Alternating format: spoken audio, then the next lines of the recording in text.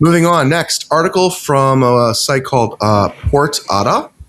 And so title is Why LinkedIn's Mass Layoff Matters to CMOs More to CMOs than HR. So recently, LinkedIn has announced that it plans to cut 5% of its workforce despite posting revenue growth. And so what's interesting is that the article goes in and says that Microsoft reported that LinkedIn grew 12% year over year, that layoffs do not contradict growth. It says that the tech industry is no longer cutting jobs when revenue declines. Companies are cutting in order to change their composition. So, and it says LinkedIn automation and shift towards AI-driven B2B operations. So again, here's another layoff, right? A layoff thing that we've talked about of it kind of blaming or alluding to AI is the reason. It'll be interesting to see. I mean, us in the, those of us in the B2B world kind of tend to live on LinkedIn a little bit. I mean, I spend a lot of time on LinkedIn. It's a great platform. Do we spend a ton of ad dollars? Some of our clients do invest in LinkedIn ads. So it really depends. It really depends on the business, but it'll be interesting to see. It'll be interesting to see what Microsoft, because Microsoft owns LinkedIn, what they end up doing with the platform long term.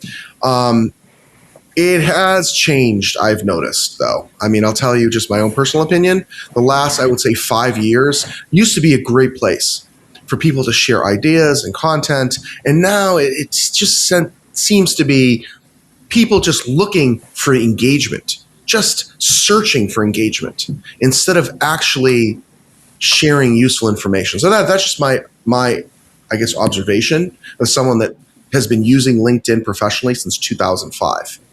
Just saying. So anyway, it'll be interesting to see how this plays out, and just to see if this restructure, if this reduction in workforce actually, helps the platform become better in any way.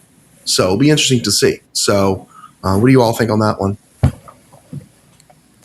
I don't know. Can we really blame AI for the layoff, or is it just something else? I mean, I think it's something I don't else, really trust. I personally don't trust it. Yeah. Blaming it on AI or at least alluding to AI. I mean, yeah, a platform is allowed to change and evolve. Right. Right. And they're allowed to do that. And we've also seen time and again when a new technology comes out, there might be an initial period where the workforce is restructuring. But as far as I can tell, a job gets taken away, another one gets added in its place. Mm-hmm. I agree. Eventually. So I'm not too concerned about it. And I don't like totally alluding to the article totally alluding to AI being responsible for it. But yeah, we just have to wait and see. Yeah, for sure. John, your thoughts?